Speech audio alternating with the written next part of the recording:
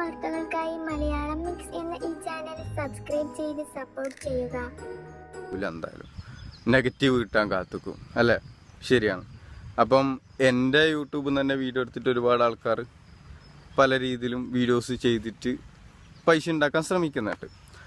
അതിപ്പം പോസിറ്റീവായിട്ട് ഞാൻ എൻ്റെ ശത്രുക്കൾ ഒരിക്കലും പറയുകയും ചെയ്യില്ല. പിന്നെ എൻ്റെ മിസ്റ്റേക്ക് എന്താണെന്ന് വെച്ചാൽ എൻ്റെ ഭാഗത്തുനിന്ന് പറ്റിയൊരു ഫോൾട്ട്, അതിപ്പം എനിക്ക് ഇംഗ്ലീഷിൽ കുറച്ച് വീക്കാണ്, അതെല്ലാവരും പറയാറുണ്ട്. എന്നാലും ഞാൻ പഠിക്കാൻ വേണ്ടിയിട്ട് മാക്സിമം ശ്രമിക്കുന്നുണ്ട്, ആഗ്രഹം ഉണ്ടായതുകൊണ്ട്. അതായത് സ്പോക്കൺ ഇംഗ്ലീഷ് വീക്കാണ്. അപ്പം കുറേ കാര്യങ്ങളിൽ സ്പെല്ലിങ് മിസ്റ്റേക്ക് വരാറുണ്ട്. ഞാൻ ഉദ്ദേശിച്ച സംഭവം ആയിരിക്കില്ല. പിന്നീട് എൻ്റെ ഒന്നിക്കിൽ എൻ്റെ പെങ്ങൾ അല്ലെങ്കിൽ വൈഫ് എനിക്ക് തിരുത്തി തരും. ഞാനിപ്പം ഇടയ്ക്കിടയ്ക്ക് ഞാനിങ്ങനെ ഭയങ്കര വിഷമം വരുമ്പം അല്ലെങ്കിൽ മനസ്സിന് ഭയങ്കര താങ്ങാൻ പറ്റാത്ത ഒരുപാട് വിഷമങ്ങളുണ്ട്. കാരണം കുറേ ആൾക്കാർ എന്നോട് ഇങ്ങനെ ഇൻസ്റ്റാഗ്രാമിൽ ഞാൻ കയറുന്നത് കുറവാണ്.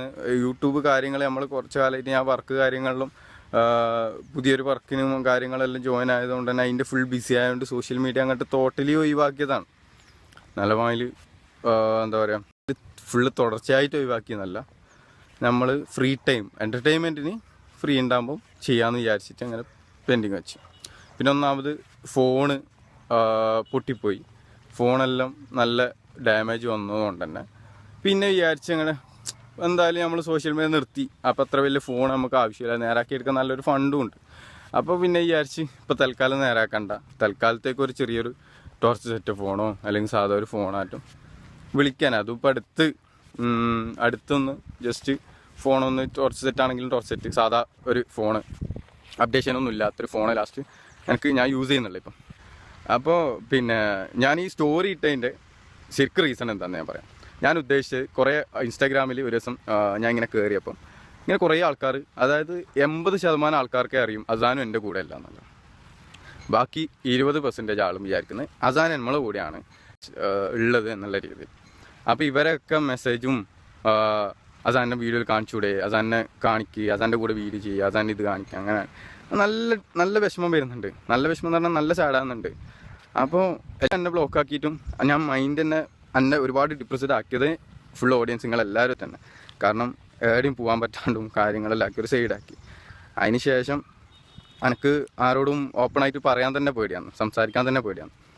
അങ്ങനെ ഞാൻ ജസ്റ്റ് ഇങ്ങനെ മെസ്സേജ് ചറവറാ പെട്ടെന്ന് ഒരു ദിവസം ഇങ്ങനെ നോക്കുമ്പോൾ അതാനെ പറ്റി തന്നെ ഇങ്ങനെ ഓരോന്ന് അതാനെ പറ്റി വിശേഷം ചോദിക്കുമ്പം ഭയങ്കര വിഷമമായിട്ട് ഞാൻ ഒറ്റയടിക്ക് ഞാനിട്ട സ്റ്റോറിയാണത്. അതാണ് യഥാർത്ഥത്തിൽ നടന്നത്. അതിൻ്റെ അപ്പോൾ തന്നെ നമ്മളൊന്നിച്ചല്ല. ഞാൻ പറഞ്ഞുതരാം.